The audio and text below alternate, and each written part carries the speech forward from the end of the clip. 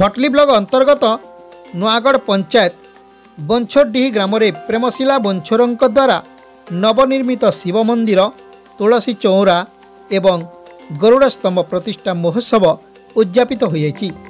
पूजा मंडप कलश पूजा, विग्रह पूजा, जूप स्थापन, मंदिर शिखरे कलश स्थापन, नूतन ध्वजारोहण, श्री मंदिर रे विग्रह प्रवेश, होम, आरती, पुष्पांजलि, पूर्णाहुति होई मंदिर रे रुद्राभिषेक होइतला।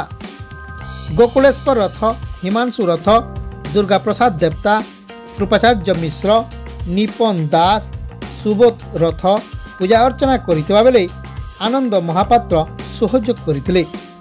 कर्ता भावरे मोतीलाल बंछोर, गौरी बंछोर, सुबल बंछोर, यशोदा बंछोर, बलराम बंछोर, सविता बंछोर, पद्मन माझी, सुषमा माझी प्रमुख सपत्नीक कर्ता कार्य तुलाइथिले।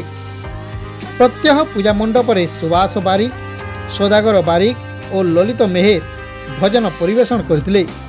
एही शिव मंदिर प्रतिष्ठा महोत्सव रे जिला यादव समाज साधारण संपादक रामनारायण भोई एवं मुरबद बंछोर, पीतवास बेहेरा, शुभेन्दु बगार प्रमुख अतिथि भाव में योगदान करी महाप्रभु को दर्शन करी अंचलर मंगल कामना करथिले। एही अवसर में संकीर्तन्य दल आसी संकीर्तन्य परिवेशन करथिबा बेले संध्यारे विभिन्न सांस्कृतिक कार्यक्रम अनुष्ठित होइतला।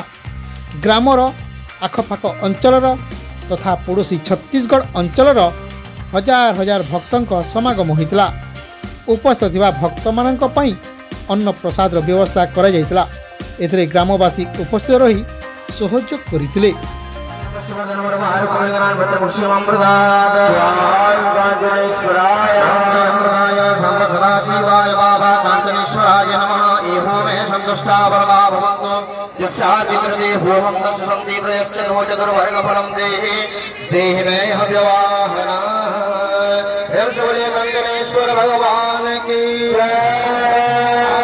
भगवान की पुष्पम गृहीतवा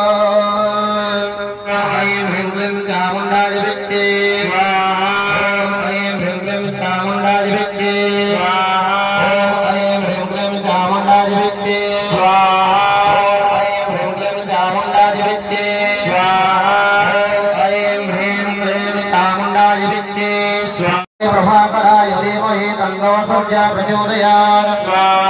प्रत्यायन्यै च विद्महे कन्याकुमार्यै धीमहि तन्नो सरस्वती प्रचोदयात्। गङ्गणेश्वराय स्वाहा। आदित्यादिनवग्रहेभ्यो स्वाहा। षोडशस्तम्भाय स्वाहा।